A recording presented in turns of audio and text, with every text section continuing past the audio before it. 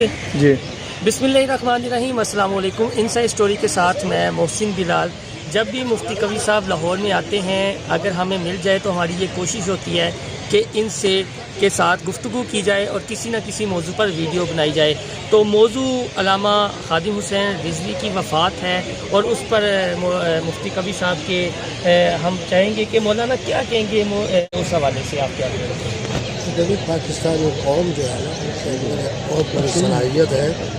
वो ये है कि उनके अंदर हर हवाले से जज्बातियत हो, जिहाद हो, और हर वो खुश नसीब जो उनको एक अच्छी बात जज्बे के साथ कहे तो पाकिस्तानी कौम जो है उसको लब्बैक कहती है। मौलाना अगरचे उनकी गुफ्तगू ज़ातियात के हवाले से ऐसी होती थी जो काबिल तारीफ़ नहीं, लेकिन जो बुनियादी उन्होंने जो नामूस रिसालत और ख़त्म नबूवत के हवाले से जज्बा दिया, और ख़ास तौर पे अपनी कौम को इश्क़ रिसालत के हवाले से जिस तरह अपनी तकारीर के ज़रिए अपना पैगाम दिया, तो ये उसी का नतीजा था कि उनका जनाज़ा बड़ा मिसाली रहा।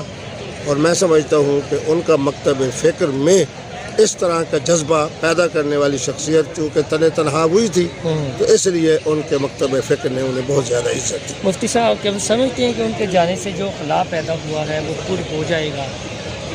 मेरी बात यह है कि जाने से किसी का खला जो है वो और इसलिए नहीं हो सकता कि हर एक की जो खुदादाद सलाहियतें हैं वो अपनी हैं।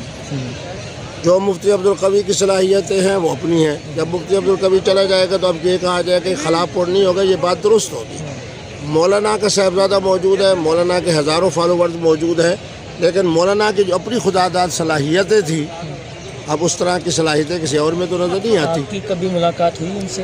हाँ, मौलाना से मेरी एक मुलाकात हुई है, और मुझे ये सआदत हासिल है कि पिछले दिनों जब उनके से वाबस्ता हजरात जो हैं उन पर मुकदमात बने, तो मैंने बड़ा किरदार अदा करके उनकी बी और सी टीम को 3 महीने के अंदर अंदर उनको रिहाई दिलाई।